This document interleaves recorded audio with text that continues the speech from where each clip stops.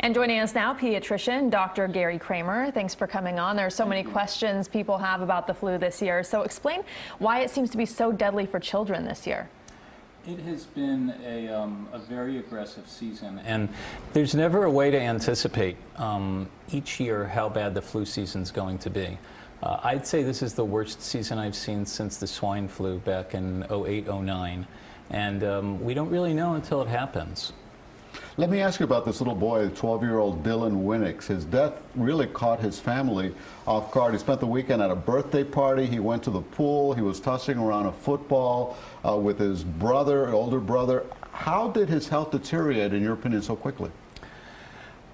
First of all, my heart goes out to the family. It's very tragic when a child dies from the flu or anything for that matter. But it just goes to show that the nature of the flu is so unpredictable. It presents very innocuously like a common cold. You can have a runny nose, you can have watery eyes, body aches, headache, fever, chills. And what we as doctors lack is the clairvoyance to know how aggressive it's going to be, how quickly it could progress, what the degree of the morbidity or, God forbid, mortality of an illness like this that seems so common could be. And so it's very hard to say, you know, why one person, perhaps because their immune defenses are down, would progress in such a severe way and somebody else might not. I have a house full of children, and I think that at any given moment there's somebody with something, a runny nose or a cough or an earache or something. How do you know as a parent the difference between just a cold and maybe just a bad cold versus something much more serious like influenza? And that's the scary part, you don't. And we field calls all day long. We have visits all day long into the office of people calling. Their child has a fever. Do they have the flu? Very hard to say. There are certain symptoms or certain things clinically when you see a child that with experience you can just kind of look at certain patients and kind of get a good sense that they have the flu.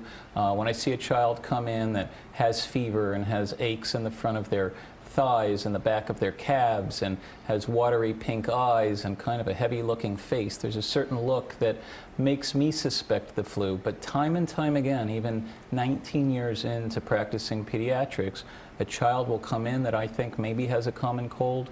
I'm not so suspicious they have the flu, and lo and behold, you do a test and they have it.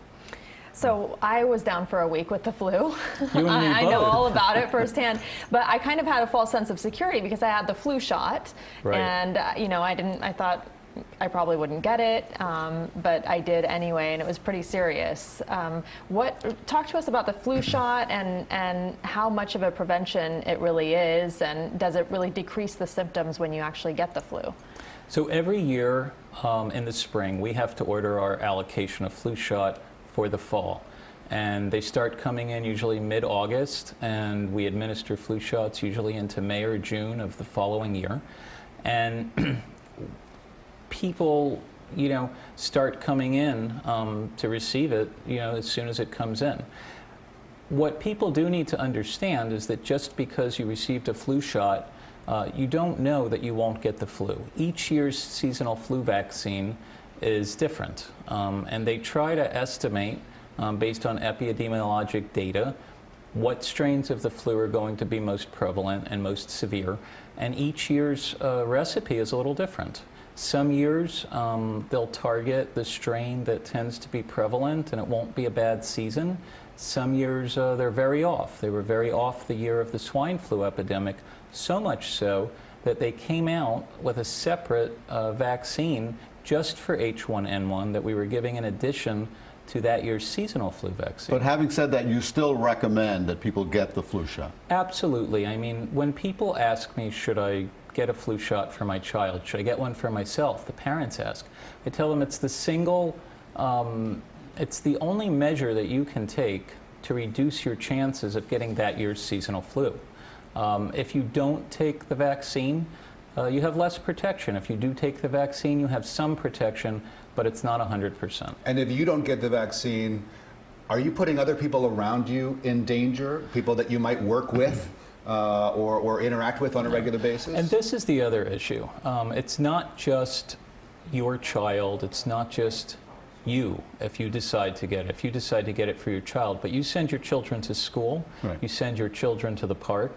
And so I tell people it's not just your personal decision, but on a public health level, if you can reduce the chances of your child getting it, you're going to exponentially reduce the chances of spreading the flu to other people.